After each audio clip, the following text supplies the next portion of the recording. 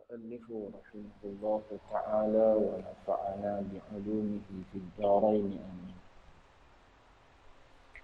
Apa artinya beriman kepada qadar takdir? Beriman kepada qadar takdir ialah berusaha menjalankan segala undang-undang, peraturan dan hukum hakam yang telah ditetapkan oleh Allah Subhanahu wa taala pada azal, serta diputuskan hukum berjalannya apa yang ditetapkan itu.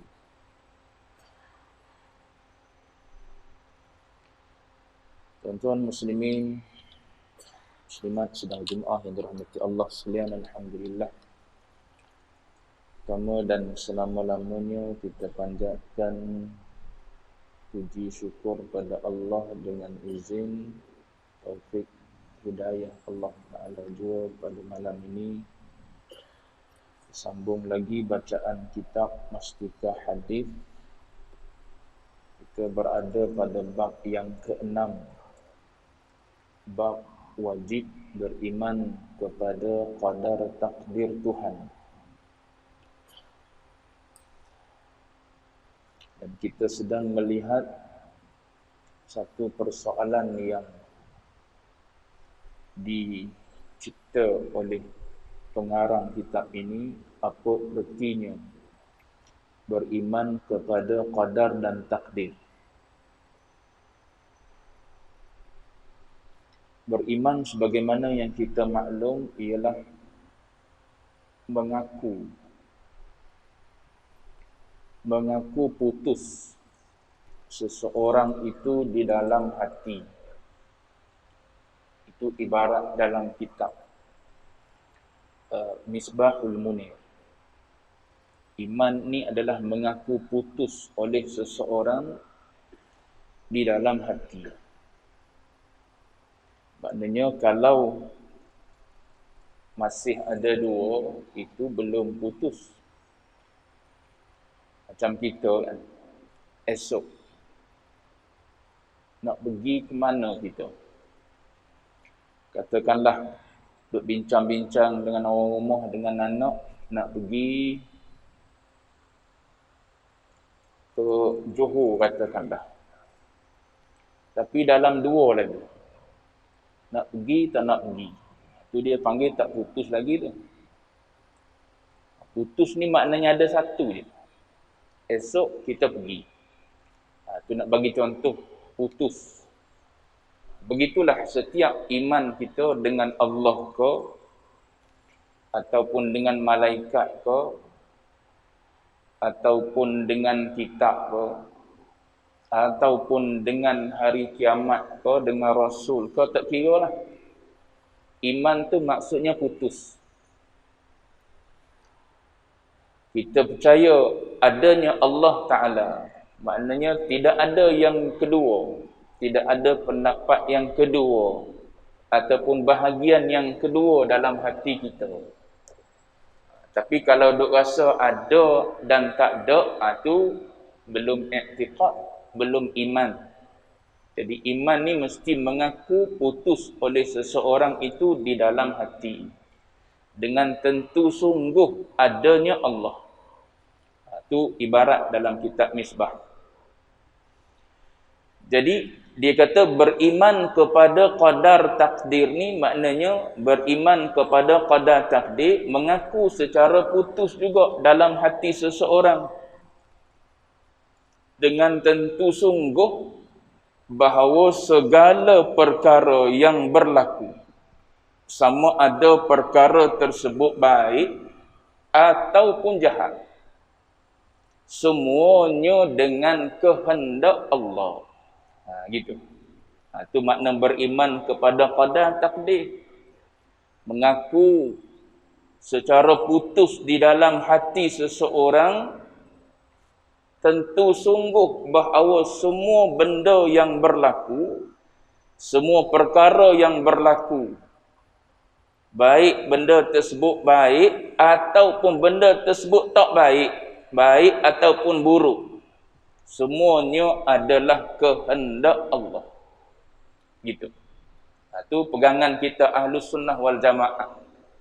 Sebagaimana hadis yang Nabi sebutlah, Masya Allahu kana wa ma lam yasha lam yakun. Masya Allahu kana. Apa-apa yang Allah Ta'ala kehendaki, kana pasti akan berlaku. Kana pasti telah berlaku. Apa-apa yang Allah Ta'ala telah kehendaki ianya berlaku, maka pasti ia telah berlaku. Dan banyak dah lah berlaku dalam hidup kita. Berlaku begitu begini daripada kita kecil. Kita tak tahu jodoh kita dengan siapa. Sekarang kita tahu dah jodoh kita rupanya dengan fulanah binti fulan, dengan perempuan nama dia sekian-sekian, daripada negeri sekian-sekian. Sebelum ni tak tahu, Allah Ta'ala tentukan akan berlaku benda tersebut. Sebab tu wa ma lam yasha' lam yakun. Sambungan pada hadis itu, wa ma lam yasha' lam yakun, dan apa-apa yang Allah Ta'ala tak kehendaki tak berlaku. Walaupun kita berusaha bersungguh-sungguh untuk merealisasikan sesuatu tersebut, tak berlaku kalau dia tak berbetulan dengan Allah Ta'ala kehendak. Sebab tu kehendak bagi kita Ahlus Sunnah wal Jamaah, kehendak Allah dengan suruhan Allah, dia benda yang berbeza, ataupun istilah ulama dulu dipanggil tidak berlaziman. Situ beza kita dengan Mu'tazilah. Mu'tazilah, apa yang Allah Ta'ala kehendak, itulah yang Allah Ta'ala suruh. Itu Mu'tazilah pegang gitu. Kita apa yang Allah Ta'ala kehendak, tak semestinya Allah Ta'ala suruh. Mu'tazilah dia jatuh situ. Dia kata Allah Ta'ala bila mana dia berkehendak, maka itulah yang dia suruh. Dia terlupa di sana kufur tu berlaku atas seseorang atas kehendak Allah lah. Tapi adakah Allah Ta'ala suruh? Gitu. Dia terlupa. Bila dia pegang begitu, bila dia pegang bahawa kehendak dengan suruh tu berlaziman, maka dia terlupa yang suruh, yang kufur tu Allah Ta'ala tak suruh. Buktinya Allah Ta'ala hantar Nabi, Allah Ta'ala hantar Rasul. Tujuan wak mari Nabi, wak mari Rasul ni nak suruh kita jadi kafir ke? Tak lah. Sebab manusia duduk dalam kekufuran tu yang Allah Ta'ala hantar Nabi dan Rasul tu, supaya beritahu kepada umat perbuatan macam ni kufur.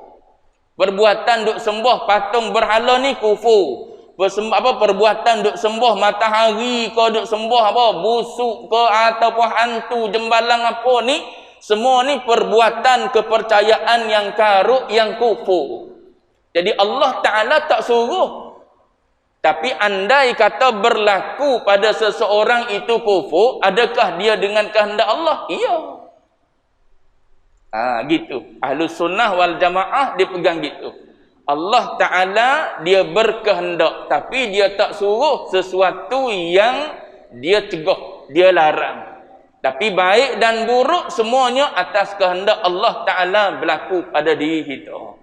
Sebab hadis sebut Masya Allahu kana wa ma lam yasha' lam yakun. Apa yang telah Allah Ta'ala kehendaki sejak daripada azal lagi, maka dia adalah telah berlaku. Wa ma lam yasha' lam yakun. Dan apa yang Allah Ta'ala tidak kehendaki, dia tak akan berlaku. Baik. Jadi beriman kepada qadar takdir, saya sebut tadi, kepercayaan yang putus dalam hati kita, yang mana kebaikan dan keburukan yang berlaku tu semuanya adalah kehendak Allah Ta'ala. Lepas tu satu lagi lupa. Lepas tu bila mana dah kita tahu bahawa Allah Ta'ala berkehendak, semua yang baik ataupun yang tidak baik, yang jahat atau yang baik, semuanya adalah kehendak Allah Ta'ala. Cuma saya sebut tadi kufur Allah Ta'ala tak suruh. Tapi bila mana seseorang tu jatuh pada kufur, adakah itu kehendak Allah? Iyalah. Sebab dia tak boleh berlaku dengan sendiri. Kita tak boleh berlepas diri daripada Allah Ta'ala langsung kita ni. Habis tu kalau begitu zalim lah. Kena faham lah pula definisi zalim. Zalim ni maknanya seseorang yang memerintah bukan pada perkara yang dimiliki, bukan pada hak yang dia milik. Itu zalim. Kita ada tanah satu bidang, 1 ekar. Kemudian kita biar je tanah kita tu penuh berhutan. Naik hutan, naik semok, naik belukar. Rumah kita, tanah yang kita ada tu. Orang yang bercucuk tanam, boleh jadi dia tengok, rugi ya dia ni. Biar tanah ada, tanah molek-molek dia tahu. Tanah gambut pula, boleh jadi. Maka dia kata, duk biar begitu saja, tumbuh belukar, tumbuh hutan dan sebagainya. Tu dia panggil, kita yang tengok pada orang tersebut, sia-sialah perbuatan tersebut. Rugilah gitu, zalim pada benda yang kita milik. Tapi pada orang tersebut, ikut akulah tanah aku, gitu. Ikut akulah hamba aku. Allah Ta'ala ni, semua makhluk yang ada ni, mukmin ke tak mukmin ke, apa saja yang ada selain daripada Allah Ta'ala, makhluk ni kullu ma siwallah, semua benda selain daripada Allah Ta'ala tu makhluk lah. Maknanya semua benda yang ni adalah dalam perintah Allah. Bila dalam perintah Allah Ta'ala, ikut dia lah dia nak buat macam mana pada benda yang dia milik, pada benda yang dia urus. So tak ada hak kita nak kata dia zalim ataupun dia menzalimi makhluk ataupun hamba-hamba dia. Tidak. Cuma kita berpegang pada Ahlussunnah wal Jamaah, di sana adanya ikhtiar dan usaha. Sebab Allah Ta'ala tak suruh kita jadi kafir. Allah Ta'ala tak suruh kita jadi orang yang tak solat. Allah Ta'ala tak suruh kita jadi orang yang tak puasa, tak mari masjid, tak berjumaat dan sebagainya. Allah Ta'ala tak suruh. Tapi bila berlaku, adakah luar daripada kehendak Allah? Tak lah. Dia adalah kehendak Allah lah. Tapi sebelum daripada tu, ada yang mendatang, ada sebab musabab yang Allah Ta'ala datangkan supaya kita tak duduk dalam benda-benda maksiat, dalam kekufuran. Itu asbab dan musabab. Kita Ahlussunnah wal Jamaah, kita berpegang dengan asbab dan musabab ni. Cuma bagi kita Ahlussunnah wal Jamaah, al-akhdhu bil asbabi ta'ah, wal i'timadu 'alal asbab maksiyah. Tu pegangan kita Ahlussunnah wal Jamaah. Baik. Beriman kepada qadar takdir ialah berusaha menjalankan segala undang-undang, peraturan dan hukum hakam yang telah ditetapkan oleh Allah pada azal, serta diputuskan hukum berjalannya apa yang ditetapkan itu.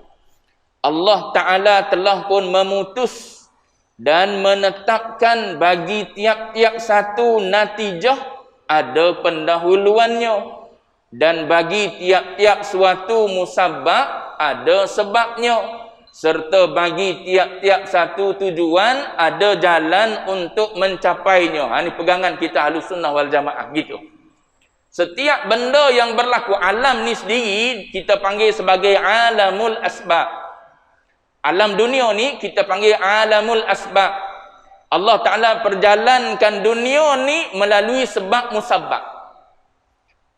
Dengan asbab makanlah kita kenyang. Dengan sebab ambil ubatlah maka hilang sakit.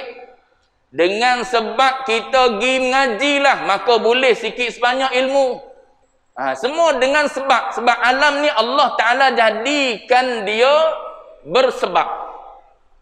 Cuma pegangan kita Ahlussunnah wal Jamaah, i'timad dengan asbab itu maksiat.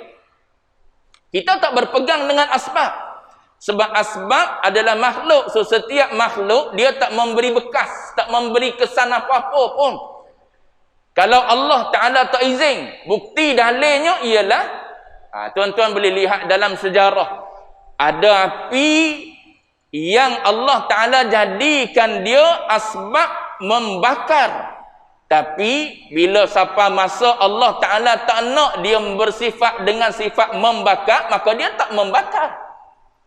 Begitu juga dengan pisau. Allah Ta'ala jadikan pisau ni sebab untuk menghiris, memotong. Tapi bila sampai masa Allah Ta'ala tak nak pisau tu jadi sebab memutus dan memotong, tak putus. Hirih macam mana pun tak putus. Maka asbab ni di sisi Ahlus Sunnah wal Jamaah dia tak boleh memberi bekas. Kita mari mengaji. Kalau Allah Ta'ala tak nak kita jadi orang yang berilmu, tak berilmu.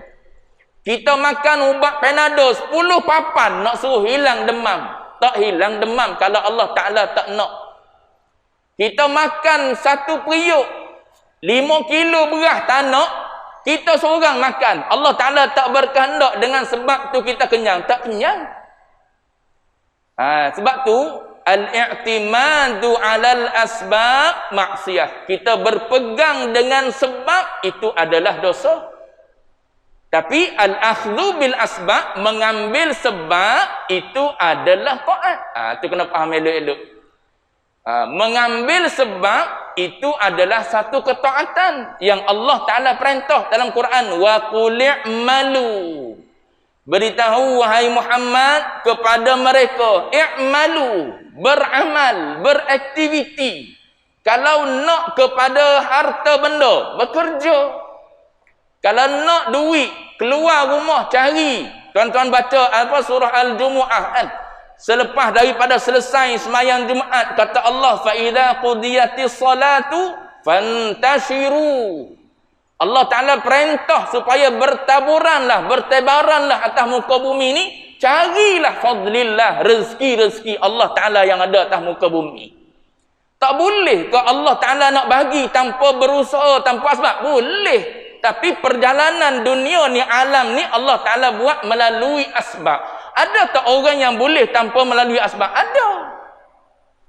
Yang tu perbahasan dalam ilmu tasawuf lah, dipanggil maqam tajrid, maqam asbab. Ada orang yang ada hamba Allah Ta'ala yang Allah Ta'ala letak di maqam asbab. Ada hamba Allah yang Allah Ta'ala letak dia di maqam tajrid. Bukan buat-buat, Allah Ta'ala yang letak. Bukan kita buat-buat nak duduk di maqam tajrid dah. Allah Ta'ala yang letak orang ni duduk di maqam tajrid.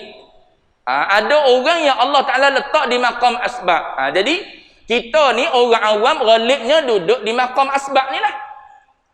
Mengambil asbab-asbab semua untuk kita memperolehi sesuatu. Ataupun apa, natijah bagi segala pendahuluan disebut tu. Musababnya ada sebabnya, begitulah tujuan ada jalan untuk mencapainya. Nak berjaya, kena belajar. Kena baca buku, kena ulang kaji. Tu bagi apa? Bagi orang yang belajar. Gitu. Kena baca buku, kena menghafal, kena menulis, kena mengulang kaji. Semua tu adalah asbab. Adakah asbab tu memberi bekas? Tidak. Tapi kita diperintah untuk ambil asbab. Bahkan bila kita ambil asbab, itu pahala bagi kita. Kita ambil buku baca, pahala. Kita ambil menulis, pahala. Kita apa? Menghafaz, pahala. Kita makan ubat dengan tujuan nak suruh sembuh, pahala. Tapi jangan berpegang ubat itulah yang menyembuh. Itu dipanggil al-i'timadu alal asbab. Dia beza alam akhirat dengan alam dunia. Alam akhirat ada peristiwa yang tuan-tuan lihat dalam Al-Quran. Peristiwa mana? Allah Ta'ala ceritakan tentang dialog orang-orang yang dipersaksikan oleh anggota tubuh badan mereka sendiri. Apa kata mereka? Bila mana mulut mereka dah dimeterai, dah dikunci, dah ditutup rapat, tak boleh bercakap dah, maka sebelum tu dia kata, lima syahidta alaina, kenapa kamu semua jadi saksi atas kami? Maknanya atas diri sendiri. Kamu bercakap beritahu pada Allah Ta'ala di akhirat nanti atas apa yang telah dilakukan oleh si tuan tu. Lima syahidta alaina. Apa jawab anggota-anggota tadi? Dia kata qalu antaqanallah. Situ nampaklah alam akhirat yang mempercakapkan anggota-anggota itu, Allah Ta'ala kata aku. Sekarang ni tak nampak. Sekarang ni kadang-kadang ada orang yang terhijab dan terdinding. Nak elok daripada terhijab terdinding inilah kena lalu satu lagi ilmu, iaitu ilmu tasawuf, supaya hati kita tak terdinding dan terhijab dengan asbab. Sebab alam ni alam asbab. So takut-takut hati kita i'timadu alal asbab. Kita kalau tak makan ubat tak sembuh ni tu macam mana dalam hati sekali tu? Adakah di mulut saja ataupun dalam hati sekali? Kalau sekadar di mulut saja boleh lagi. Tapi kalau siapa ke hati duk kata tak sembuh ni kalau dengan tak makan ubat, maknanya ubat ni lah, zat ubat tu boleh menyembuhkan. Tu punah akidah, punah i'tiqad. Sebab tu di mulut tak ada masalah, kita bercakap macam mana pun. Sebab dia menceritakan perihal asbab yang berlaku. I'tiqad dalam hati semuanya adalah Allah Subhanahu wa taala lah. Jadi di akhirat Allah Taala zahirkan. Semua tu berlaku. Kita boleh bercakap, kita boleh mendengar, bukan lagi dengan telinga, bukan lagi dengan mata boleh melihat, bukan lagi dengan lidah yang boleh betul-betul ni. Tidak, semua sekali. Ada di kita lidah, telinga, mata sekalipun, kalau Allah Ta'ala tak berkehendak, tak boleh bercakap. Tu yang Allah Ta'ala kata, qalu antaqanallah. Tuan-tuan boleh lihat dalam ayat tu, fa'il pada kalimah fi'il antaqa tu ialah Allah. Allah sendiri ambil tanggungjawab ataupun perlakuan yang mempercakapkan kepada apa? Anggota-anggota tadi. Sekarang ni kita dah nampak macam kita nak cakap, kita boleh cakap. Kita nak mendengar, kita boleh mendengar tanpa perlu kepada apa? Kepada Allah Subhanahu wa taala kadang-kadang. Tu yang bila luput situ, kita sedap buat dosa tu. Bila luput yang mari daripada Allah Taala semua, tu yang sedap buat dosa tu. Dengan telinga sedap buat dosa, dengan mata sedap buat dosa, dengan tangan kaki sedap buat dosa, semua sekali sedap buat dosa. Sebab apa? Tak berasa bahawa semua tu adalah Allah Ta'ala yang mengizinkan kita boleh bergerak, boleh bangun, boleh bercakap, boleh melihat dan sebagainya. Tapi di akhirat baru nampak rupa-rupanya kita tak boleh bercakap hari ni sebab Allah Ta'ala sebenarnya yang tak bagi kita bercakap, bukan dengan sebab mulut itu. Kalau kita boleh sedar di dunia, maka kita akan tahu bahawa nikmat mata ni ada tujuan Allah Ta'ala ciptakan dia untuk apa. Telinga pun begitu, mulut pun begitu dan sebagainya lah. Jadi nak sebutnya perbahasan kita dalam ilmu akidah, cuma melalui ilmu hadis. Jadi al-akhdhu bil asbab, mengambil sebab-sebab yang ada atas muka dunia ni, itu adalah satu ketaatan. Kita orang awam ni kena buatlah. Jangan pula jadikan alasan, kalau gitu tak payah bekerja lah. Tu tidak pegangan Ahlus Sunnah wal Jamaah. Ahlus Sunnah wal Jamaah diperintahkan kita ni supaya mengambil asbab. So kita keluar bekerja tu adalah satu ibadah. Duk meniaga tepi jalan, niaga di kedai runcit, niaga di makanan dan sebagainya tu, semua tu asbab, itu adalah ibadah semua tu. Kita buat ibadat semua. Kenapa? Kerana nakkan kepada rezeki daripada Allah Ta'ala. Cuma dalam hati kita bukan itu yang mendatangkan rezeki. Yang mendatangkan rezeki ialah Ar-Razzaq, iaitu Allah Ta'ala. Baik. Dengan yang demikian, sesiapa yang menunggu berhasilnya sesuatu dengan tidak melalui sebab, ni pun disebut, ataupun pendahuluan dan jalan mencapainya yang ditetapkan dan ditentukan oleh Allah, bermakna ia kufur, tidak beriman kepada qadar takdir dan qada yang azali. Ni orang yang tak mengambil asbab, maka orang tersebut disebutkan ialah orang yang kufur. Dia percaya begitu. Dengan penjelasan ini dalam satu doa, doa yang Nabi ajar. Nabi kata apa? Allahumma inni a'udzu biridhaka min sakhatik wa bimu'afatika min 'uqubatik. Syahid dia ialah wa bika minka la nuhsi thana'an 'alaika kama athnaita 'ala nafsik. Tu Nabi sebut dalam satu doa, Nabi berdoa, Nabi kata Allahumma a'udzubika, inni a'udzubika, wahai Allah, sesungguhnya aku berlindung biridhaka min sakhatik, Aku berlindung dengan keredaanmu daripada kemurkaanmu.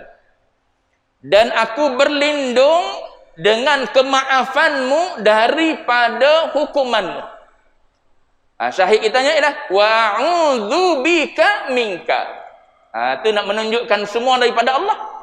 Wa a'udzubika, dan aku berlindung juga dengan engkau daripada engkau. Aku berlindung dengan engkau daripada engkau. Maknanya semuanya daripada Allah Ta'ala. Dengan Allah, daripada Allah dan kepada Allah. Itu nak menunjukkan betapa qada dan qadar itu semuanya sudah ditentukan oleh Allah Subhanahu wa Ta'ala. Nabi berdoa begitu. Baik. Mana tadi? Dengan penjelasan yang tersebut, maka orang yang beriman kepada qadar takdir dan qada Tuhan ialah orang yang rajin berusaha dan beramal mengikut undang-undang. Ni orang yang beriman dengan qada dan qadar. Sebab apa? Sebab dia tak tahu hasil. Yang dia tahu ialah dia berusaha. Dia berusaha duduk di atas iman. Contoh, kalau bab iman, kita berusaha duduk di atas Islam. Sebab kita tak tahu adakah hujung nanti kita masih kekal dengan Islam dan iman. Sebab tu kita duduk berhati-hati, duduk doa dengan Allah Ta'ala tiap-tiap masa lepas sembahyang. Allahumma ya muqallibal qulub, tsabbit qalbi ala dinik. Doa tu asbab tu. Kita ambil doa tu ialah sebagai asbab. Sebagai sebab, mudah-mudahan dengan sebab ni Allah Ta'ala takdirkan kita, hujung sekali kita pun tetap dengan iman. Maknanya hidup kita sepanjang atas dunia ni, daripada awal sampai akhir beriman pada Allah Subhanahu wa Ta'ala. Sebab ke depan sikit kita tak tahu dah apa yang akan yang telah disuratkan oleh Allah, apa yang telah diqadarkan oleh Allah Subhanahu wa Ta'ala. Jadi kita ambil asbab yang ada pada kita saat ini. Apa asbab dia? Doa, minta pada Allah Ta'ala. Keluar bekerja, cari rezeki, ambil buku, baca dan sebagainya. Sebab apa? Sebab kita tak tahu ke depan macam mana berlaku. Bila kita sampai, barulah kita tahu, oh rupa-rupanya begini. Kesudahan si fulan bin si fulan ni begini. Dia mati dalam iman. Sebab apa? Sebab dia sudah mengambil asbab-asbab untuk mengekalkan diri dia di atas iman. Dan Allah Ta'ala laisa bidhallamil lil abid. Allah Ta'ala tidak sama sekali menzalimi hamba-hamba dia. Dia tak guna zalim, dia guna zallam. Zallam ni sirah mubalaghah, dipanggil orang mengaji bahasa Arab. Sirah mubalaghah menunjukkan Allah Ta'ala sangat-sangat tidak menzalimi hamba dia. Mana-mana hamba yang berusaha, tak ada hamba tu akan jadi hamba yang miskin, hamba yang papa. Yang berusaha walaupun sedikit saja usaha dia. Apa usaha dia? Berdoa. Minta dengan Allah, beramal. Apa antara usaha dia? Semayang duha. Apa usaha dia? Baca surah Waqiah. Apa usaha dia? Semayang fajar. Duduk antara sunat fajar dengan semayang subuh, baca 100 kali subhanallah bihamdihi subhanallahil azim astaghfirullah. Nabi sebut dalam hadis, rezeki akan mari pada orang tersebut. Tu usaha tu, dipanggil asbab, kita ambil tu. Walaupun dia dalam bentuk doa, dalam bentuk amalan, itu sudah cukup untuk kita katakan sebagai sebab yang kita ambil. Maka bila mana kita berusaha, kita mengambil asbab, maka Allah Ta'ala yang tidak bersifat menzalimi hamba pasti akan memberi. Bahkan dia bila memberi lebih daripada apa yang kita minta. Kita nak durian kampung, boleh durian musangking Allah Ta'ala bagi. Dia tak bagi sikit-sikit. Kita minta untuk apa? Untuk kejayaan anak kita dalam SPM. Seorang yang nak periksa, tengok semua anak kita yang di bawah tu berjaya semua. Tu Allah Ta'ala sangat-sangat pemurah dengan hamba dia. Cuma kerja kita sebagai hamba ni berusaha, beramal, ambil asbab. Hidup di dunia ni begitu, dia punya sifat dia. Baik. Ialah orang yang rajin, orang yang beriman dengan qada takdir Allah Ta'ala ni ialah orang yang rajin berusaha dan beramal mengikut undang-undang dan peraturan Allah, hukum hakam Tuhan, giat mencari qadar takdir yang menjadikan maksudnya. Oleh itu, tidaklah patut seseorang berdalih dengan soal qada dan qadar apabila ia cuai melaksanakan apa yang Tuhan jadikan sebab atau jalan mencapai sesuatu maksud, kerana qada dan qadar itu tidak terdapat padanya selain daripada menentukan hukum dan peraturan serta mengikat sebab dengan musabab yang menjadi asas bagi semua kejadian, asas bagi semua syariat serta asas bagi hisab dan balasan. Tak boleh jadikan alasan dah Tuhan tentukan begitu. Dah Tuhan tentukan kita ni miskin, padahal dia yang tak keluar bekerja. Duduk di rumah meminta je. Macam peminta sedekah kan ada kan yang sihat tubuh badan. Tubuh badan sihat walafiat, jalan gagah daripada kita lagi. Yang duk hola derma tu. Kita yang hola derma sakit lutut semayang pun atas kursi. Dia yang duduk minta derma ni gagah perkasa, boleh berjalan lebih gagah daripada kita lagi. Maka orang yang tak berusaha kemudian menyandarkan ini adalah qada takdir Tuhan, qada Tuhan atas diri dia, jadikan dia miskin. Ni orang yang tidak benar di dalam beriman kepada qada dan qadar. Orang yang benar dalam qada dan qadar, dia pasti akan mengambil asbab yang Allah Subhanahu wa taala jadikan. Kalau tidak jadi supaya Mu'tazilah tadi saya sebut. Jadi macam Mu'tazilah tadi. Dia sandarkan apa? Segala-galanya itu sudah ditentukan oleh Allah Subhanahu wa taala. Kita berusaha pun tak ada apa juga. Allah Taala kan tengok. Bahkan Nabi pernah sebut kan, Allah Taala sangat-sangat suka bila mana seorang hamba tu dia buat satu-satu kerja. Idza amila amalan an yutqinahu, bahawa seseorang tu bila dia buat sesuatu tu dia tekun. Dia tekun bekerja, dia buat yang terbaik. Tu Allah Ta'ala suka. Bila Allah Ta'ala suka, maknanya Allah Ta'ala nak orang yang beriman kepada qada dan qadar ni buat macam tu, asbab-asbab dia. Buat sebaik-baiknya. Macam apa? Macam isu apa? Isu yang bila result SPM itu keluar kan. Bila result SPM itu keluar, maka ada orang bercakap tak ada apa pun pada A. Tak ada apa pun pada A. Dia ayat tak ada apa pun pada A ni, tuan-tuan jangan bagi pada anak yang belum periksa. Tak ada apa pun pada A lah. Bukan A tu penentu kepada apa? Kejayaan kita nanti. Bukan A tu penentu kepada apa? Kita jadi orang kaya tak kaya. Ayat ni tuan-tuan jangan bagi pada anak sebelum periksa. Akan menjadikan budak ni tak mengambil sebab. Sedangkan Allah Ta'ala perintah suruh kita mengambil sebab. Kita berada dalam kondisi apa sekarang ni? Kondisi kita ialah sebagai talibul ilmi, sebagai pelajar. Sebila kita duduk dalam kondisi sekarang ni sebagai seorang pelajar, buat yang terbaik. Sebab natijah yang Allah Ta'ala dah qadarkan pada dalam suratan hidup kita tak tahu. Yang kita tahu ialah masa yang Allah Ta'ala berikan sekarang kepada kita. Apa asbab-asbab yang perlu kita ambil? Kalau contoh tadi maknanya sebagai seorang pelajar, apa yang perlu diambil sekarang? Maknanya dia perlu pergi sekolah, dia perlu belajar, dia perlu buat homework, dia perlu mengulang kaji, dia perlu menghafal, itu, ini dan sebagainya. Semua asbab tu dia kena ambil. Akhirnya nanti, bila dah periksa, bila dah keluar result, itu qadar Tuhan. Itu qadar Tuhan. Adakah dengan itu kita jadi orang berjaya dalam hidup, jadi orang kaya ke tak kaya ke? Itu semua dalam takdir Tuhan. Sekarang ni, apa yang kita perlu buat sekarang? Tapi kalau kita kata tak ada apalah dengan A tu, tu tak betul.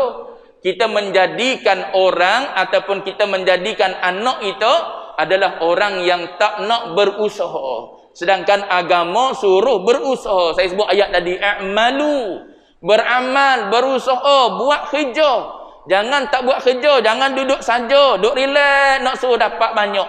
Tu agama tak ajar pada kita. Agama suruh kita bekerja, berusaha. Apa saja dalam kondisi kita hidup. Baik. Kalaulah benar dalihan orang yang demikian, nescaya sia-sialah Tuhan mengutuskan rasul-rasulnya dan menurunkan kitab-kitabnya yang mengajak manusia kepada mematuhi ajaran agama Allah dan menjalankan segala usaha yang menyebabkan kebaikan dan kebahagiaan manusia. Ini kalau kita pegang macam Mu'tazilah pegang tadi. Kehendak Allah sama dengan suruhan dia. Maknanya bila Allah Ta'ala kehendak gitu, begitulah juga suruhan Allah Ta'ala. Tu Mu'tazilah cara dia pegang gitu. Tak betul. Cara yang kita faham, yang kita pegang Ahlus Sunnah wal Jamaah, Allah Ta'ala kehendak kepada semua kebaikan, semua kejahatan, semua tu adalah dalam kehendak dia belaka. Tapi dia tak suruh kita buat kejahatan. Apa-apa saja kejahatan yang tu Allah Ta'ala tak suruh. Sebab tu dia datangkan Rasul, dia turunkan kitab. Dalam kitab duk bagi tahu, dalam Quran duk bagi tahu pada kita yang baik dan yang buruk. Yang baik ke mana, yang buruk ke mana. Yang baik dapat apa, yang buruk dapat apa. Tu Quran duk cerita tu. Tujuan Quran cerita tu nak suruh kita jadi orang baik. Tapi hujung kita jadi orang baik ke tidak tu semua dah dalam takdir Tuhan. Semua dah dalam kehendak Tuhan. Tu kita kena faham. Suruh Allah Ta'ala, dia suruh kita jadi orang baik. Dalam Quran duk suruh kita jadi orang baik. Bahkan ulama sebut Allah Ta'ala buat neraka tu pun nak halau kita ke syurga. Dia jadikan ada dosa dan pahala. Dosa tu tujuan nak halau, suruh kita pakat pergi buat pahala. Kalau tak ada dosa, tak ada pahala, kita tak kenal ni nama apa? Pahala tak kenal dosa. Ada baik, tak ada buruk. Kita tak kenal baik buruk. Maka Allah Ta'ala datangkan kalau apa? Kalau mencuri dengan mencari rezeki. Mencuri kita tahu ini perbuatan yang tidak baik. Tapi kalau tak ada mencuri, mana kita nak tahu baik tak baik? Sebab tu dia datangkan ni mencuri. Kalau macam ni mencuri tanpa izin daripada tuan dia, maka ni mencuri. Tapi kalau engkau ambil barang yang sama dengan izin, tu bukan mencuri nama dia. Itu baik. Tuan diizin pula. Tu baik. Maka datang buruk jahat tu adalah untuk kita kenal baik dan buruk tersebut, atau untuk kenal baik tersebut. Baik. Kalaulah benar dalihan orang yang demikian, nescaya sia-sialah Tuhan mengutuskan Rasulnya. Bila sebut sia-sia, maka mustahilah Allah Ta'ala buat sesuatu yang sia-sia. Dan menurunkan kitab-kitabnya yang mengajak manusia kepada mematuhi ajaran Al-Quran, ajaran agama Allah. Dan menjalankan segala usaha yang menyebabkan kebaikan dan kebahagiaan manusia. Itu kerja Nabi dan kerja kitab. Bawa manusia kepada kebahagiaan bukan setakat di dunia ni, bahkan di akhirat sana. Quran dan para nabi ni nak supaya kita ni jadi orang yang berjaya. Jadi suruhan Allah Ta'ala suruh kita follow kitab, suruh kita follow para nabi. Jangan tinggalkan kitab. Bahkan beriman dengan kitab dan Rasul ni termasuk dalam rukun iman. Tak percaya pada kitab, tak percaya pada Rasul, boleh menggugurkan ataupun mengeluarkan kita daripada akidah, daripada iman. Bukan setakat apa? Bukan setakat ajaran dia saja kita kena tahu. Iman mula-mula sekali. Kena percaya dulu. Ni Rasul ni diutuskan oleh Allah Ta'ala untuk manusia. Untuk ajak manusia kepada kebaikan. Beriman pula dengan kitab Quran keseluruhannya adalah kalam Allah Ta'ala. Semuanya nak mengajak nak menyuruh manusia kepada kebaikan. Diletakkan di dalam rukun iman lagi. Supaya apa? Supaya manusia melihat Quran dan juga Rasul ni adalah antara tujuan Allah Subhanahu Wa Ta'ala hadirkan supaya manusia ni berusaha untuk melakukan kebaikan. Kebaikan di dunia dan kebahagiaan juga di akhirat. Baik. Memang benar sikit. Memang benar untung nasib yang akan didapati oleh seorang dengan pilihan dan ikhtiarnya sendiri, sama ada baik atau buruk, iman atau kufur, sedia diketahui oleh Allah pada azal. Tetapi pengetahuan Allah yang demikian tidak menjadikan orang itu dipaksa melakukan apa yang diketahui oleh Allah Azza wa Jalla. Kerana ilmu Allah ialah satu sifat yang dengannya segala sesuatu terdedah kepadanya semenjak dari azal lagi, iaitu segala sesuatu yang akan berlaku, meliputi hakikatnya, kemahuannya dan apa yang dipilih oleh manusia dengan iradat yang dikurniakan Tuhan kepadanya. Juga apa yang dilakukan oleh manusia dengan ikhtiarnya akan apa yang dipilihnya itu. Misal dia akan sebut nanti. Misalnya apabila Allah mengetahui dengan ilmunya, ini akan datang insya-Allah. Kita tengok perenggan yang panjang tadi. Tadi baca saja. Mesti pula iradat Allah Taala berbetulan, iradat kita mesti berbetulan dengan iradat Allah Subhanahu wa taala pula. Baik. Pada tu dulu, wallahu a'lam wa ilmuhul atam.